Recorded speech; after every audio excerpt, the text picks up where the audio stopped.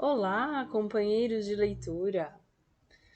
Tudo bem com vocês? Como passaram a semana? Viram a novidade que a gente tem no canal? Uma nova leitura, um novo livro, A Menina que Não Sabia Ler. Eu espero que vocês gostem. Amanhã entra, de manhã, às 8 horas da manhã, é o lançamento dessa nova leitura. Mas hoje a gente continua com Ramsés, o Filho da Luz. Vamos para mais um bloco de capítulos, do 21 ao 24, e tá bem legal, bem emocionante.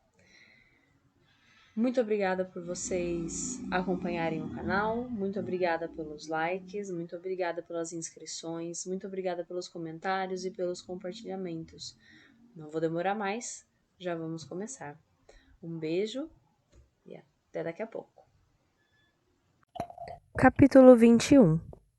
Na aldeia do palácio reservada a Shenar, os empregados e o corpo de funcionários estavam de mau humor. Encostavam-se pelas paredes e realizavam o seu trabalho levando apenas em conta o que lhes era pedido. Nem risos, nem conversas alteravam aquela atmosfera pesada. A notícia tinha caído como uma bomba no princípio da manhã.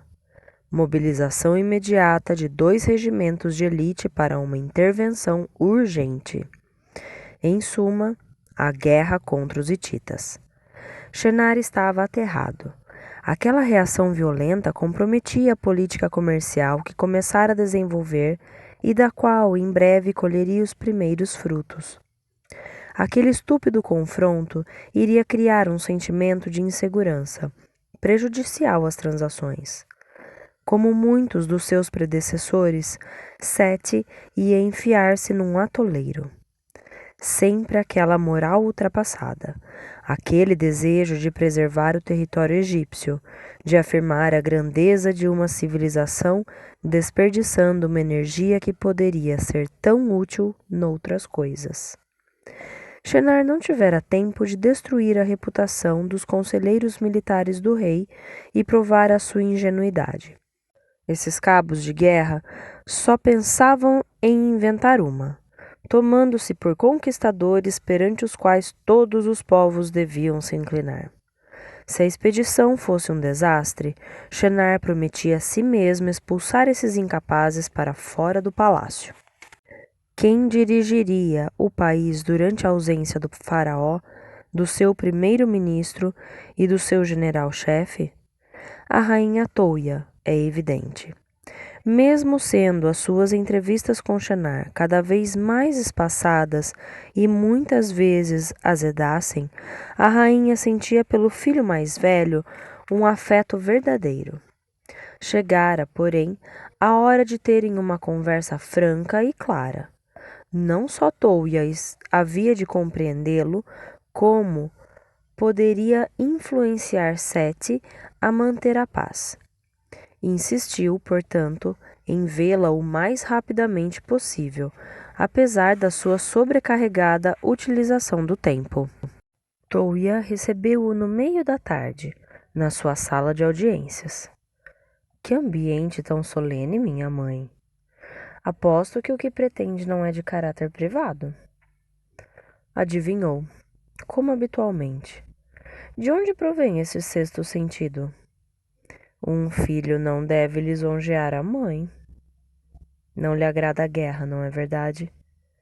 E a quem agrada? A decisão do meu pai não é um tanto apressada? Considerá-lo capaz de agir sob a ação de um impulso? Claro que não, mas as circunstâncias, os hititas, aprecia os belos trajes.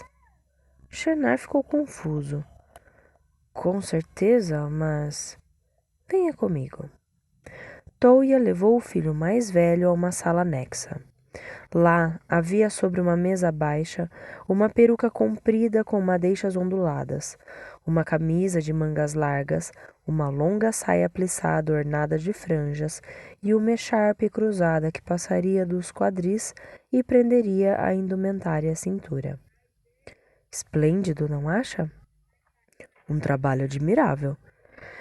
Esta indumentária é destinada a você. O seu pai o escolheu como porta-insígnias, à sua direita para a próxima campanha da Síria. Shenar empalideceu. O porta-insígnias, à direita do rei, empunharia um bastão encimado por uma cabeça de carneiro, um dos símbolos de Amon, o deus das vitórias. E o filho mais velho do faraó iria assim para a campanha com o pai e estaria na primeira fila do combate. Ramsés estava impaciente. Por que Amene tardava tanto em trazer o decreto que mencionaria as principais personalidades do palácio que Sete levaria consigo? O príncipe estava ansioso para saber para que cargo fora nomeado. Pouco lhe importava o título pomposo que lhe seria atribuído, pois o essencial seria combater. Até que enfim... Então, é essa a lista? Amene baixou a cabeça. Por que está tão aborrecido? Leia. Por decreto real, Shenar era nomeado porta-insígnias à direita do faraó. Quanto ao nome de Ramsés, nem sequer fora mencionado. Todas as casernas de Mênfis estavam em pé de guerra. A partir do dia seguinte, a infantaria e os carros tomariam o caminho da Síria, sob o comando do próprio rei. Ramsés passou o dia no pátio da caserna principal. Quando o pai saiu do conselho de guerra, ao cair da noite, atreveu-se a abordá-lo. Posso lhe dirigir uma súplica? Estou ouvindo-o. Desejo partir com você. O meu decreto é definitivo. Não me interessa ser oficial, apenas desejo combater o inimigo. Por isso, a minha decisão foi correta. Eu não compreendo. Um desejo inverossímil não passa de futilidade. Para combater um inimigo é preciso ter aptidão para fazê-lo. Não é o seu caso, Ramsés. Uma vez superadas a cólera e a decepção, Shenar não ficou descontente com a sua nova função, à qual juntava-se uma enfiada de honrarias. Em suma, era impossível ser herdeiro do trono sem ter evidenciado qualidades de guerreiro. Desde a era dos primeiros reis de Tebas, o rei devia provar a sua capacidade de preservar a integridade do território e repelir os invasores. Shenar vergava-se a uma tradição deplorável, mas essencial aos olhos do povo, e quase lhe pareceu divertida quando cruzou o seu olhar com o olhar irritado de Ramsés, a passagem da guarda avançada de que o porta-insígnias fazia parte. A partida do exército para a campanha, como qualquer acontecimento fora do vulgar, era acompanhada de uma festa. A população beneficiava-se de um dia feriado e não deixava de afogar as suas preocupações em cerveja. Mas quem duvidava da vitória de Sete? Apesar do seu triunfo pessoal, Shenar não deixava de sentir uma certa angústia. Num combate, o melhor soldado pode sofrer um mau golpe. Imaginar-se ferido, diminuído ou impotente apertava-lhe o coração. Na frente, pensaria sobretudo em resguardar-se, deixando as tarefas perigosas aos especialistas. Uma vez mais, a sorte ser-lhe-ia favorável. Durante a campanha, teria ocasião de conversar com o pai e de esboçar o seu futuro. Essa perspectiva merecia bem um esforço, embora ver-se afastado do conforto do palácio fosse uma rude provação. A decepção de Ramsés era um excelente estimulante. O contingente de provincianos desagradava Bakren. Quando surgia a ameaça de uma guerra, eram formados futuros soldados, jovens que se alistavam voluntariamente, sonhando com proezas em terras distantes. Entretanto, esse bando de camponeses boçais não passaria dos arredores de Mênfis e regressaria rapidamente aos campos. Encarregado das estrebarias do reino, dotado de uma força pouco vulgar, rosto quadrado orlado por uma curta barba, Bakhen também estava encarregado da instrução dos novos recrutas. Com sua voz grave e rouca, ordenou-lhes que levantassem um saco carregado de pedras, que o colocassem sobre o ombro direito e seguissem as paredes da caserna, correndo até que ele os mandasse parar. A eliminação foi cruel e rápida. A maior parte dosou mal o seu esforço. Sem fôlego, arriaram a carga. Bakhen aguentou mais algum tempo e interrompeu a prova quando restavam na corrida cerca de 50 candidatos. Espantado, pareceu-lhe reconhecer um dos soldados aprendizes. Mais alto do que a maior parte dos seus camaradas, uns 20 centímetros, revelava uma surpreendente tranquilidade. Príncipe Ramsés, o seu lugar não é aqui. Desejo fazer esse treino e obter um diploma de aptidão. Mas você não tem necessidade. Bastará que não é a minha opinião, nem a sua. Afinal, não se forma um soldado com papiros. Apanhado desprevenido, Bakhen fez girar as correias de cabedal que salientavam a largura de seus bíceps. É delicado. Está com medo, Bakhen? Eu? Medo? Alinhe-se com os outros. Durante 3 intermináveis dias, Bakhen perseguiu os homens até o extremo limite das suas forças. Selecionou os 20 mais resistentes. Ramsés era um deles. No 4º dia, iniciou-se o manejo das armas: mocas, espadas curtas e escudos. Bakhen contentou-se em dar alguns conselhos e depois lançou os jovens para treinarem entre si. Quando um deles ficou ferido no braço, Ramsés pousou a espada no chão. Seus camaradas imitaram-no.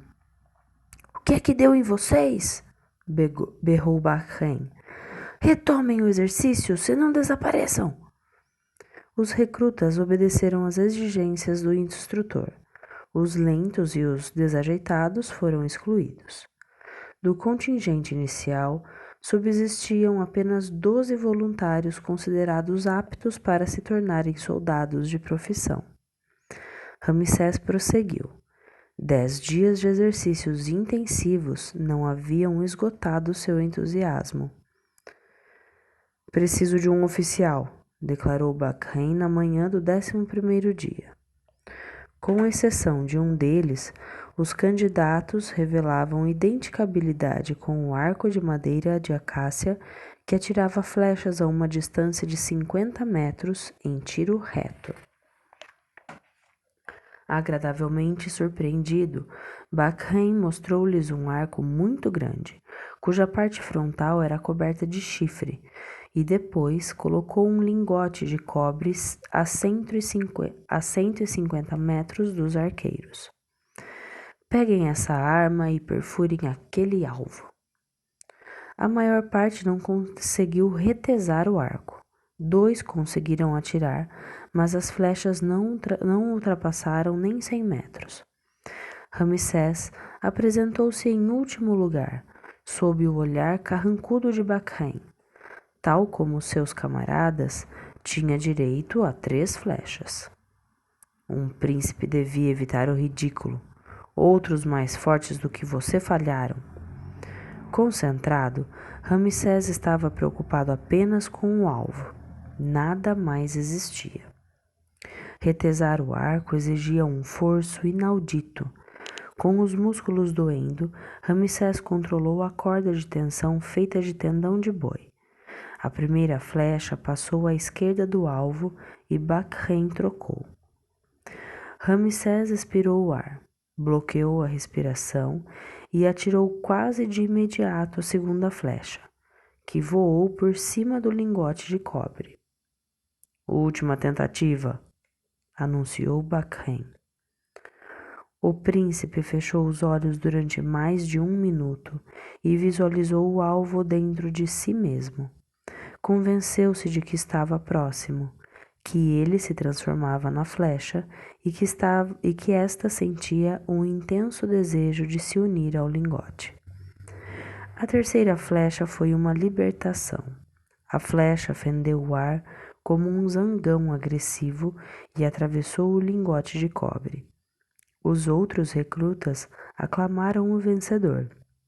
Ramsés devolveu o grande arco a Bakhen. Vou acrescentar mais uma prova. Uma luta de mãos nuas comigo, disse o instrutor. Faz parte das regras? É o meu regulamento pessoal. Tem medo de me enfrentar? Dê-me o meu diploma de oficial. Lute. Prove que é capaz de enfrentar um verdadeiro soldado. Ramsés era mais alto do que Bakhen, mas menos musculoso e muito menos treinado. Restava-lhe, então, contar com a vivacidade dos seus reflexos. O instrutor atacou de surpresa. O príncipe esquivou-se, mas o punho de Bakhen roçou-lhe o ombro esquerdo. 5 vezes sucessivas, os golpes do instrutor passaram no vazio. Envergonhado, conseguiu agarrar a perna esquerda do seu adversário e fazê-lo desequilibrar-se. Com um pontapé no rosto, o príncipe libertou-se e, com a mão em cutelo, bateu na nuca de Bakhen. Ramsés julgou ter ganho o duelo, mas, num arroubo de orgulho, Bakhen ergueu-se e, jogando a cabeça para frente, bateu no peito do príncipe. Izete a Bela untou o dorso do amante com um bálsamo tão eficaz que a dor logo o abandonou. Não tenho mãos que curam? Fui estúpido, murmurou Ramsés. Aquele monstro podia tê-lo matado. Ele fazia o seu trabalho. Eu é que me convenci de que o tinha vencido. Se me atingisse na testa, estaria morto. A mão de Izete a Bela tornou-se mais doce e mais audaciosa. Estou tão feliz que tenha ficado. A guerra é um horror. Às vezes é necessária. Você ignora o quanto o amo. A jovem estendeu-se sobre o amante com a leveza de uma haste de lótus. Esqueço os combates e a violência. Não sou preferível a eles? Ramsés não a afastou e deixou-se invadir pelo prazer que ela lhe oferecia. No entanto, sentia uma felicidade mais intensa de que não lhe falara. Há de ter recebido seu diploma de oficial. Fim do capítulo 21. Capítulo 22. O regresso do exército egípcio foi celebrado com grande júbilo. No palácio, haviam acompanhado seu avanço com ansiedade. Os libaneses revoltados tinham resistido apenas alguns dias, protestando logo a seguir a sua eterna lealdade e a sua vontade indefectível de serem fiéis súditos do faraó. Sete exigira, em contrapartida, uma grande quantidade de cedro da melhor qualidade, para erigir novos mastros na frente da fachada dos templos e mandar fazer várias barcas divinas que seriam levadas em procissão. Em coro, os príncipes do Líbano proclamaram que o faraó era a encarnação de Ra, a luz divina, e que lhes dava a vida. Graças à rapidez da sua intervenção, Sete penetrara na Síria sem encontrar resistência. O rei hitita, Mouatali, não tivera tempo de reunir os soldados experientes e preferira observar de longe a situação. Fora por isso que a cidade fortificada de Kadesh, símbolo do poderio hitita, abria suas portas. Apanhada desprevenida, não teria podido resistir às sucessivas vagas de assalto. Sete, para surpresa dos seus generais, contentara-se em erguer uma estela no interior de Kadesh em vez de arrasar a fortaleza. Tinham surgido críticas veladas e todos se interrogavam sobre a finalidade daquela incrível estratégia. Quando o exército egípcio se afastou de Kadesh, Muwatalli, comandando um poderoso exército, atacou a fortaleza, de novo sob o domínio hitita. Começaram então as negociações. Para evitar um confronto sangrento, os dois soberanos, por intermédio dos seus embaixadores, assinaram um acordo de que os hititas não fomentariam mais nenhuma agitação no Líbano ou nos portos fenícios, e que os egípcios não atacariam mais Kadesh, nem aquela região. Era a paz, certamente precária, mas paz. Como sucessor nomeado e novo chefe de guerra, Shenar presidiu o banquete ao qual compareceram mais de 1000 convidados, encantados por saborearem pratos requintados, beberem vinho excepcional datado do 2º ano do reinado de Sete e contemplarem as formas perfeitas de jovens dançarinas nuas evoluindo com a melodia das flautas e das harpas. O rei fez apenas uma breve aparição, cedendo ao filho mais velho a glória de uma expedição vitoriosa. Como antigos alunos do CAP, destinados a um brilhante futuro, Moisés, Amene e mesmo Setaol, vestido para a ocasião com uma suntuosa túnica oferecida por Ramsés, faziam parte dos convidados. Amene, teimoso como sempre, conversava com os notáveis de Mênfis e fazia perguntas anódinas sobre as fábricas de blocos de tinta que tinham fechado recentemente. A sua perseverança não foi coroada de êxito. Setaol foi chamado com urgência pelo intendente de Shenar devido à presença de uma serpente na arrecadação de jarros de leite. O jovem observou o buraco suspeito, meteu alho dentro dele e tapou-o com um peixe. O infeliz réptil nunca mais sairia da sua toca. A satisfação do intendente, que Setaol achou muito presunçoso, foi de curta duração. Quando o especialista fez surgir uma serpente vermelha e branca, com as presas implantadas na parte de trás do osso do maxilar, o pretensioso fugiu a toda velocidade. Imbecil, pensou Setaol. É evidente que essa raça é inofensiva.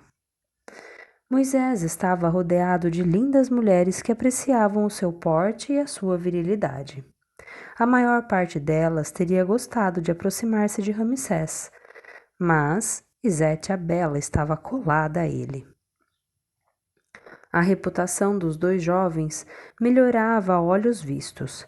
Prometiam a Moisés elevadas funções administrativas e interessavam-se pela coragem de Ramsés, que, sem dúvida nenhuma, obteria no exército o lugar que lhe recusavam na corte.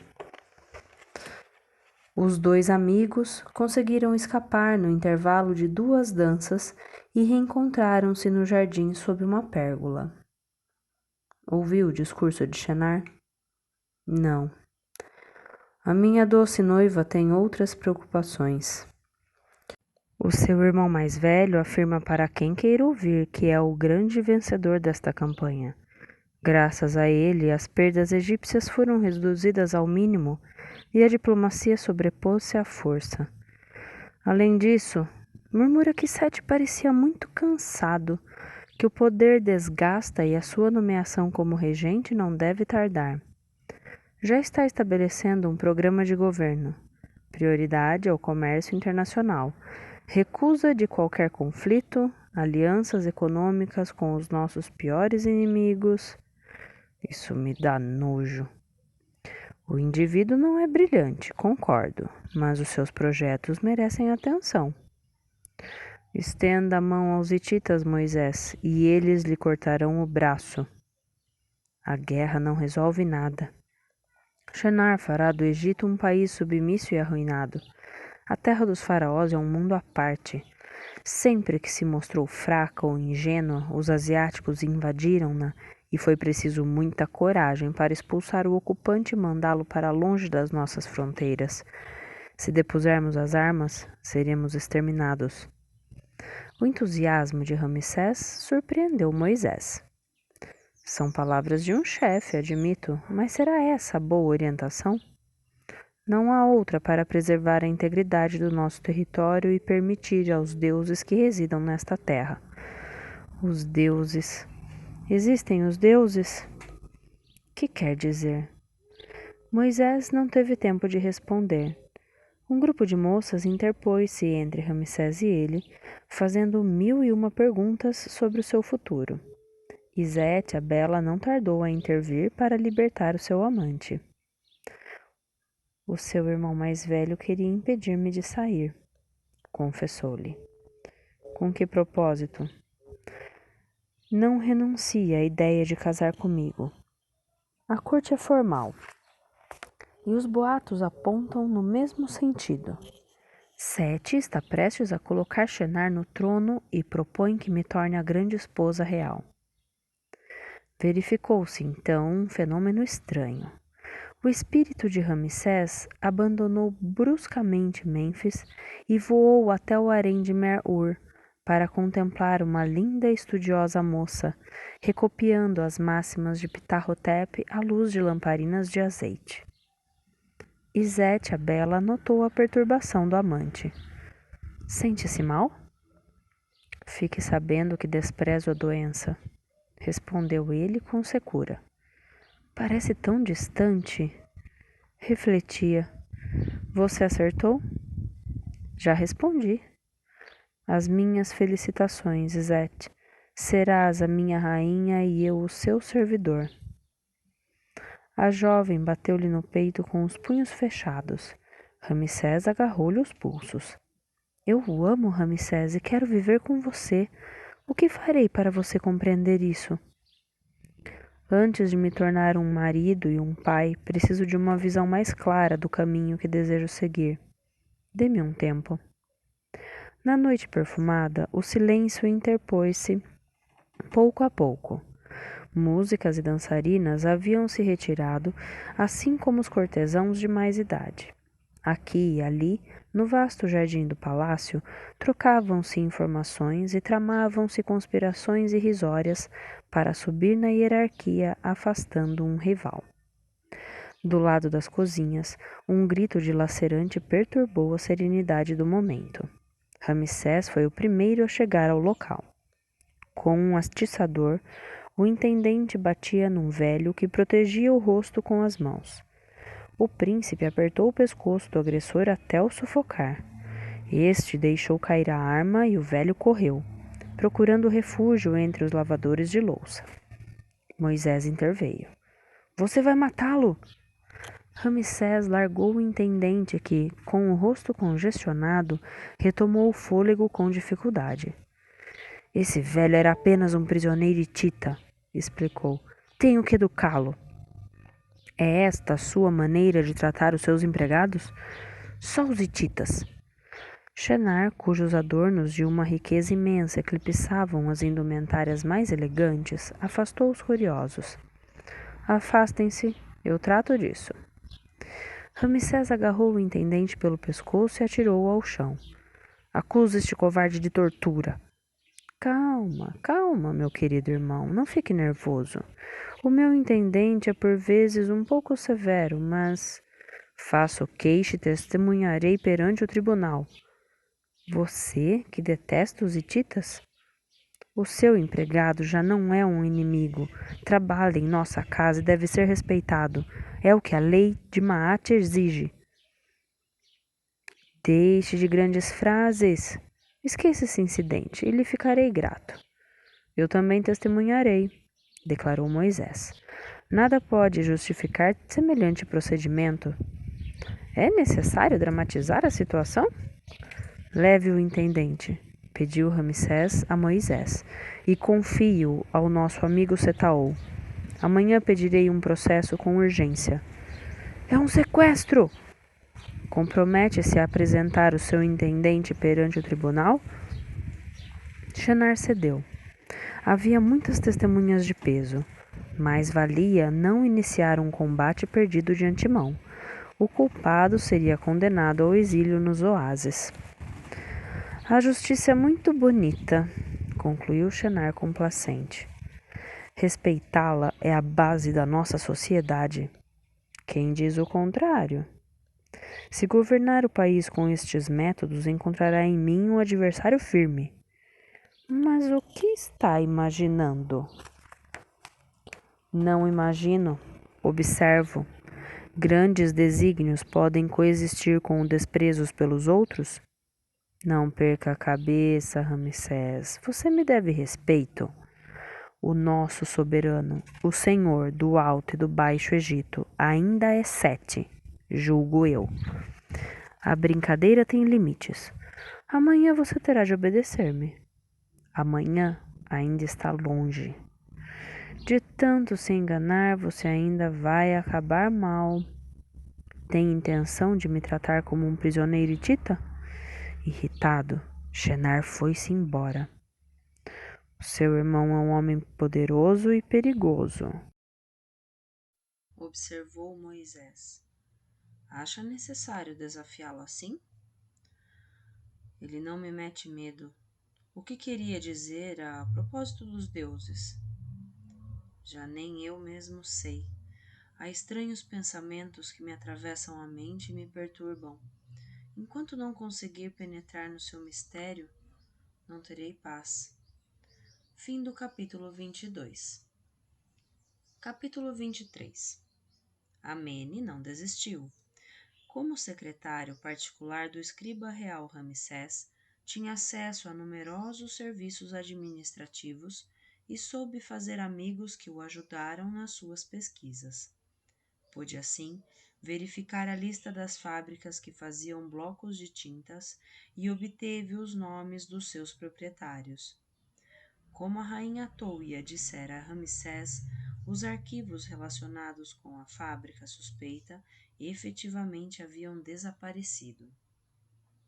Dado que aquela pista estava cortada, Amene iniciou um trabalho de formiga, identificar os notáveis diretamente relacionados com a atividade dos escribas e consultar o inventário dos seus bens, esperando descobrir a fábrica.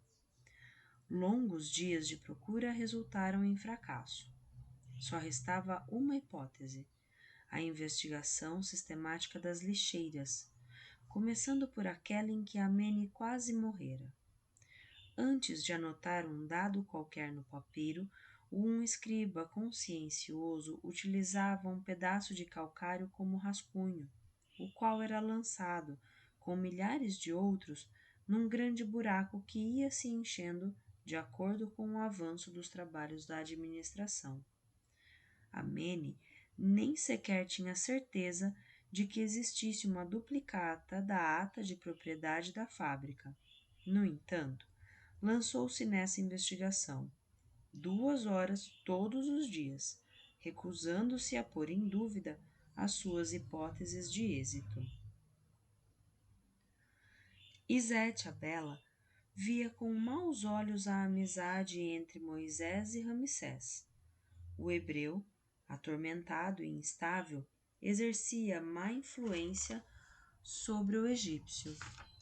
Para o evitar, a jovem arrastou o amante para um turbilhão de divertimentos, tendo cuidado de não voltar a falar no seu desejo de casamento.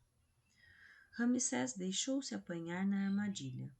De vila em vila, de jardim em jardim, de recepção em recepção, estava levando a vida ociosa de um nobre, deixando ao seu secretário particular o cuidado de tratar do expediente e dos assuntos correntes. O Egito era um sonho realizado, um paraíso que todos os dias oferecia suas maravilhas com a generosidade de uma mãe inesgotável. A felicidade corria em ondas para aqueles que sabiam apreciar a sombra de um palmar, o mel de uma tâmara, a canção do vento, a beleza do lótus ou o perfume dos lírios. Quando se lhe aliviava a paixão de uma mulher amorosa, não seria isso a perfeição? Izete, a bela, acreditou que o espírito de Ramsés lhe pertencia. O seu amante andava alegre, com uma vivacidade extraordinária. Os seus jogos de amor não tinham interrupção e o prazer partilhado animava-os. Quanto à vigilante, desenvolvia os seus talentos de gastrônomo saboreando os pratos preparados pelos cozinheiros das melhores famílias de Mênfis. Era evidente que o destino havia traçado o caminho dos 2 filhos de Sete. Para Shenar, os assuntos de Estado. Para Ramsés, uma existência vulgar e brilhante. E Sete, a Bela, sentia-se perfeitamente satisfeita com essa distribuição de tarefas. Uma manhã, encontrou o quarto vazio. Ramsés levantara-se antes dela. Inquieta, correu para o jardim sem qualquer maquiagem e chamou pelo amante. Como não ouvisse resposta, assustou-se. Encontrou-o, por fim, sentado perto do poço, meditando no meio de um canteiro de lírios. — O que tem você? Quase morri de medo. Ajoelhou-se junto dele. Que nova preocupação o aflige? Não foi feito para a vida que você está me fazendo levar. Engana-se. Não temos sido felizes? Essa felicidade não me basta. Não exija muito da vida, porque ela acabará voltando-se contra você. Que belo confronto em perspectiva! O orgulho é uma virtude? Se for exigência e vontade de vencer a si próprio, sim. Devo ter uma conversa com o meu pai. Desde o estabelecimento da trégua com os hititas, as críticas emudeceram-se. Todos concordavam que Sete tivera razão em não provocar uma guerra de resultado incerto, mesmo certos de que o exército egípcio seria capaz de vencer as tropas inimigas. Apesar da propaganda feita por Shenar, ninguém acreditava no papel decisivo que ele atribuía a si próprio. Segundo os oficiais superiores, o filho mais velho do rei não tinha participado em nenhuma ação, contentando-se apenas em observar os ataques a boa distância. O faraó ouvia e trabalhava. Ouvia os seus conselheiros, alguns dos quais eram honestos. Recolhia as informações, distinguia o trigo do joio e não tomava nenhuma decisão apressada. Trabalhava no seu amplo gabinete do palácio principal de Mênfis, iluminado por 3 grandes janelas à claustra. As paredes eram brancas, sem nenhuma decoração que as alegrasse. Simples e austero, o mobiliário era composto por uma grande mesa, uma enorme cadeira de espaldar reto para o monarca, cadeiras comuns espalhadas para os visitantes e um armário para os papiros. Era ali, na solidão e no silêncio, que o senhor das 2 terras orientava o futuro do estado mais poderoso do mundo e tentava mantê-lo na via de Maat, a encarnação da regra universal. De repente, o silêncio foi subitamente perturbado por berros provenientes do pátio interior, onde estavam estacionados os carros reservados ao rei e aos seus conselheiros.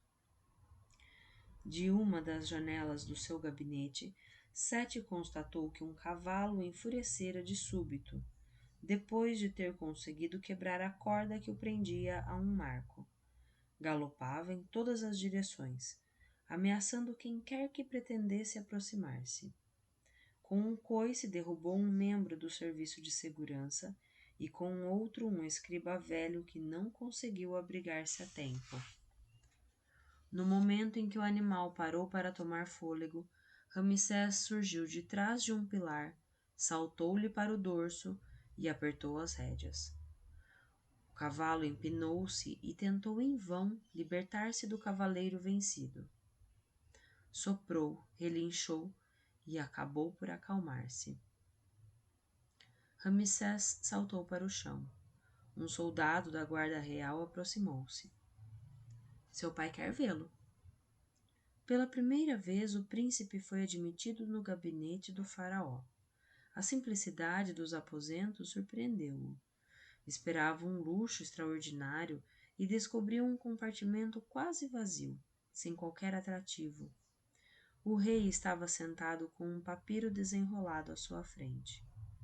Sem saber como devia se comportar, Ramsés imobilizou-se a 2 metros do pai, que não o convidou a sentar-se. Arriscou-se muito. Sim e não. Conheço bem aquele cavalo. Não é mau. Deve ter sido o sol que o irritou.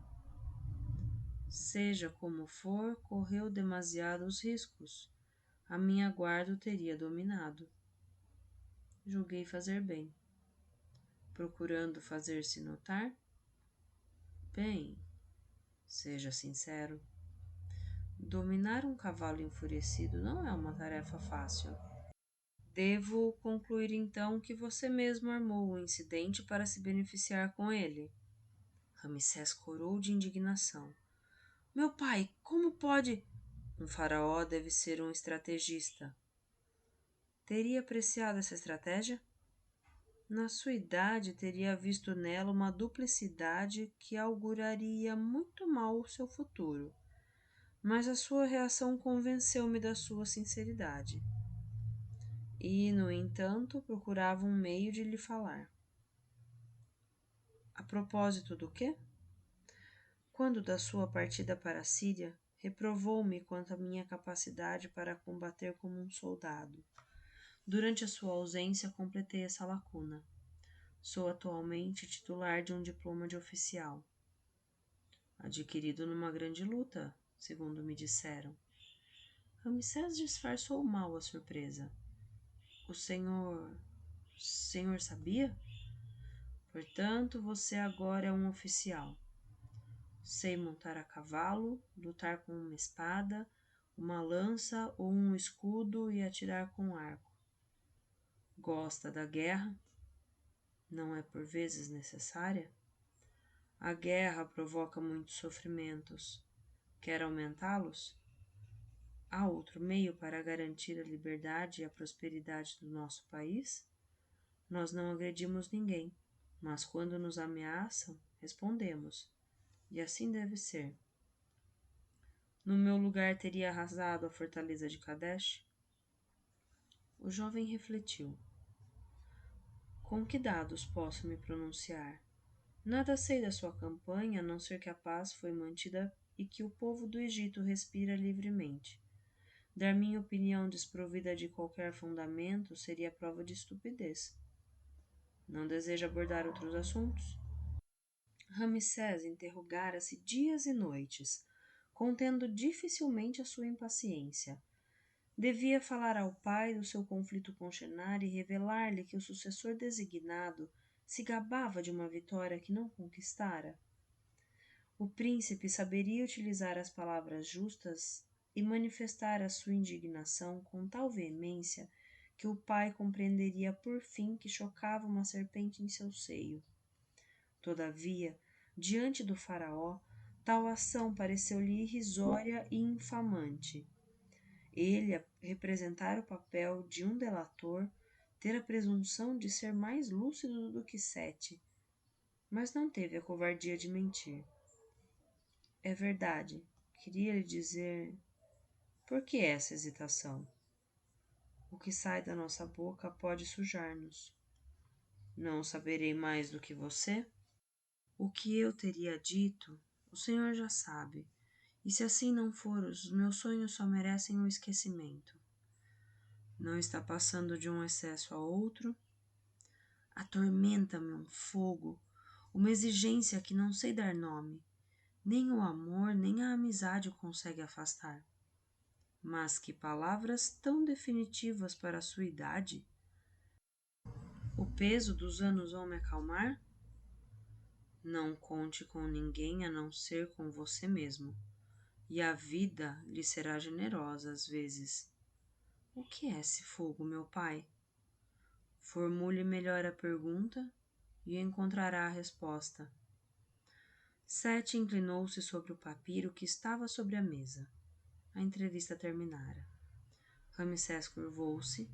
Quando ia se retirar, a voz grave do pai o imobilizou. A sua intervenção verificou-se no momento certo, porque eu contava lhe convocar exatamente hoje. Amanhã, depois dos rituais matinais, partiremos para as minas de turquesas na península do Sinai. Fim do capítulo 23. Capítulo 24. Naquele 8º ano do reinado de Sete, Ramsés festejou os seus 16 anos na pista do deserto de Este, que conduzia às famosas minas de Serabit el-Khadim. Nota de rodapé. Conservamos os nomes modernos, Sinai e Serabit el-Khadim, para facilitar a descrição. Este último local encontra-se ao sul da península do Sinai, a 160 quilômetros do Golfo de Suez. Voltando ao texto. Apesar da vigilância do serviço de segurança, o itinerário continuava a ser perigoso e ninguém se aventurava de boa vontade naquela zona estéril, povoada de gênios temíveis e de beduínos ladrões. Apesar das detenções e das condenações, não hesitavam em atacar as caravanas que eram obrigadas a atravessar a península do Sinai. Embora a expedição não tivesse qualquer caráter belicoso, numerosos soldados garantiam a proteção do faraó e dos mineiros. A presença do rei conferia um caráter excepcional à viagem. A corte só fora formada na véspera da partida, antes dos rituais da noite. Na ausência do monarca, a rainha Toia tomaria o comando do governo do estado. Ramsés obtinha o seu primeiro posto oficial de importância, comandante da infantaria, sob as ordens de Bakhaim, promovido a chefe militar da expedição. O encontro, no momento da partida, fora glacial, mas nenhum dos dois podia criar um conflito sob o olhar do rei. Durante a missão, um teria de adaptar-se ao caráter do outro. Bakhaim traçou imediatamente as distâncias, ordenando a Ramsés que se colocasse na retaguarda, onde, segundo as suas palavras, um novato faria correr um risco mínimo aos seus subordinados. Mais de 600 homens formavam o contingente encarregado de trazer turquesas, a pedra da celeste Hathor, que escolhera essa encarnação no seio de uma terra árida e desolada. A pista em si não apresentava quaisquer dificuldades. Bem traçada, mantida com regularidade, balizada com fortins e pontos de água, atravessava regiões hostis onde se erguiam montanhas vermelhas e amarelas, cuja altura afligia os noviços. Alguns, assustando-se por recearem que maus espíritos saltassem dos cumes para se apoderarem das suas almas. Mas a presença de Sete e a segurança de Ramsés acabaram por acalmá-los. Ramsés esperava uma dura prova, no intuito de poder provar ao pai o seu verdadeiro valor, mas lamentou a facilidade da sua tarefa. A sua autoridade impunha-se com facilidade aos 30 homens colocados sob o seu comando. Todos tinham ouvido falar dos seus dons como arqueiro e da habilidade com que dominara um cavalo enfurecido, e todos esperavam que servir sob as suas ordens lhes valesse uma promoção. Por insistência de Ramsés, Amene renunciara à aventura. Por um lado, a sua frágil estrutura proibia-lhe um esforço físico tão intenso. Por outro, acabava de descobrir, numa lixeira situada na parte norte da fábrica suspeita, um fragmento de calcário com uma inscrição bizarra. Era ainda muito cedo para afirmar que se tratava de uma boa pista, mas o jovem escriba não abrandaria os seus esforços. Ramsés suplicou-lhe que fosse prudente. Amene gozaria da produção de vigilante e, em caso de necessidade, faria apelo a Setaol, que começava a ficar rico vendendo veneno aos laboratórios dos templos e expulsando das vilas abastadas algumas cobras indesejáveis. O príncipe manteve-se sempre alerta. Ele, que tanto amara o deserto, onde, no entanto, quase perdera a vida, não apreciava o do Sinai. Muitas rochas silenciosas, muitas sombras inquietantes, muito caos. Apesar das afirmações de Bakran, Ramsés receava um ataque dos beduínos. É verdade que, tendo em conta o número dos egípcios, evitariam um choque frontal, mas não tentariam roubar um atrasado, ou pior ainda, introduzir-se no acampamento durante a noite? Preocupado, o príncipe multiplicou as precauções e ultrapassou as ordens. Na sequência de uma breve altercação com Bakran, ficou decidido que este supervisionaria a segurança, levando em consideração as opiniões de Ramsés. Uma noite, o filho do rei afastou-se da sua retaguarda e avançou ao longo da coluna, seguindo de acampamento em acampamento para obter um pouco de vinho para os seus homens que a intendência não favorecia. Indicaram-lhe que se dirigisse ao responsável, que trabalhava na tenda. Ramsés ergueu um pano, abaixou-se e contemplou estupefato um homem sentado à maneira de escriba que consultava um mapa à luz dos archotes. Moisés, você aqui? Ordem do faraó. Estou encarregado de dirigir a intendência e traçar um mapa mais preciso da região. E eu de comandar a retaguarda. Ignorava sua presença. Ao que parece, Bakran não gosta de falar de você. O nosso entendimento tem tido melhoras. Vamos sair. Aqui está meio apertado. Os dois jovens tinham mais ou menos a mesma compleição. Tanto a silhueta atlética como a força natural os faziam parecer mais velhos. Neles, o adulto expulsara o adolescente. Foi uma ótima surpresa, confessou Moisés. Aborrecia-me no harém, quando chegou a convocação. Sem essa lufada de ar fresco, acho que teria fugido. Mer-Ur não é um lugar maravilhoso? Para mim, não. As moças me irritam. Os artesãos são ciosos dos seus segredos e o lugar de administrador não me convém. Ganhou com a troca? 1000 vezes! Gosto desse lugar, dessas montanhas implacáveis, desta paisagem que dissimula uma presença. Aqui sinto-me em casa.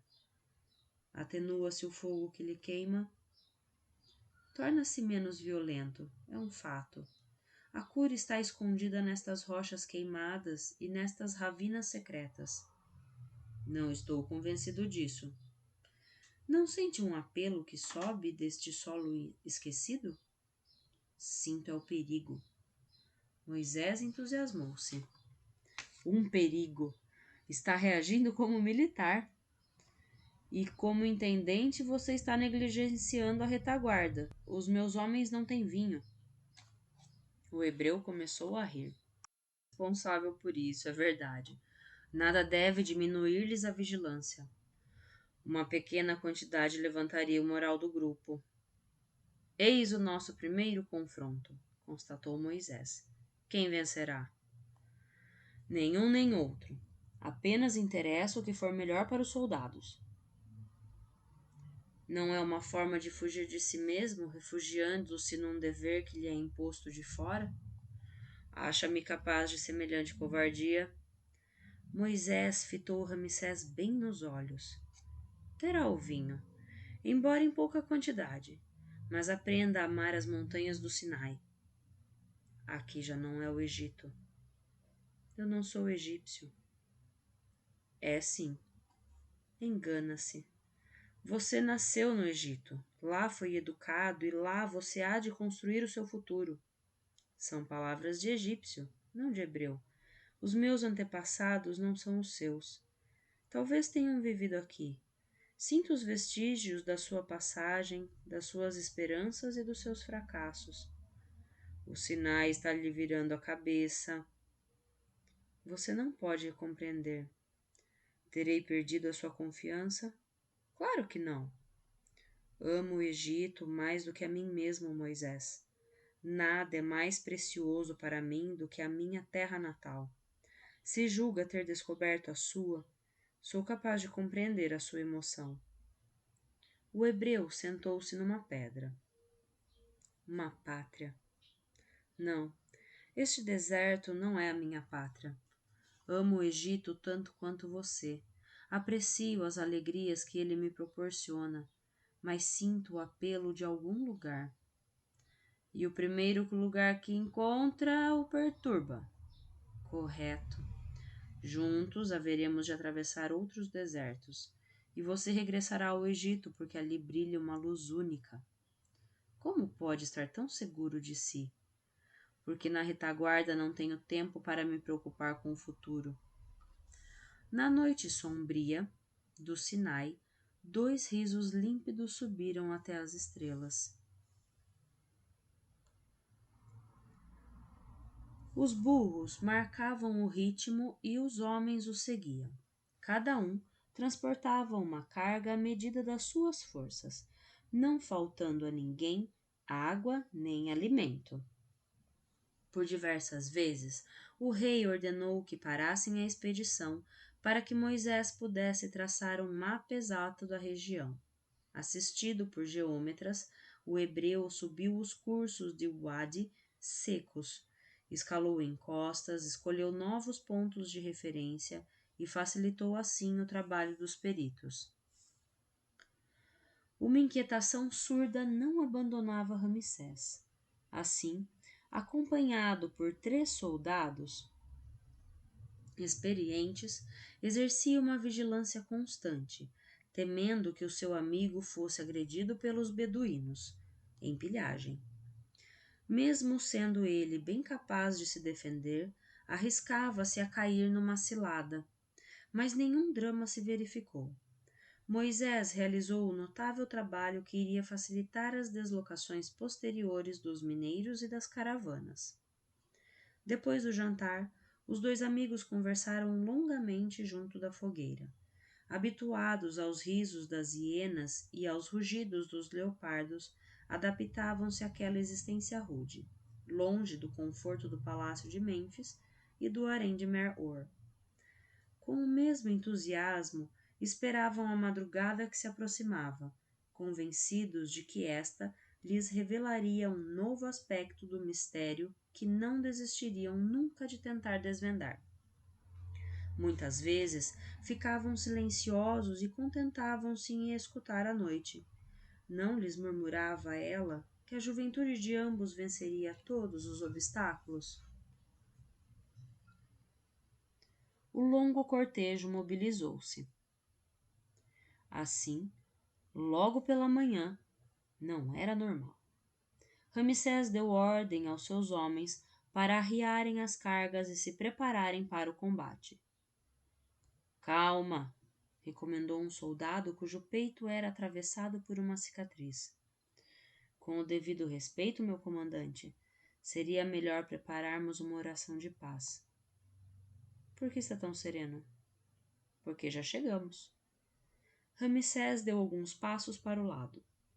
Sob o sol escaldante, destacava-se um planalto rochoso de aspecto inacessível.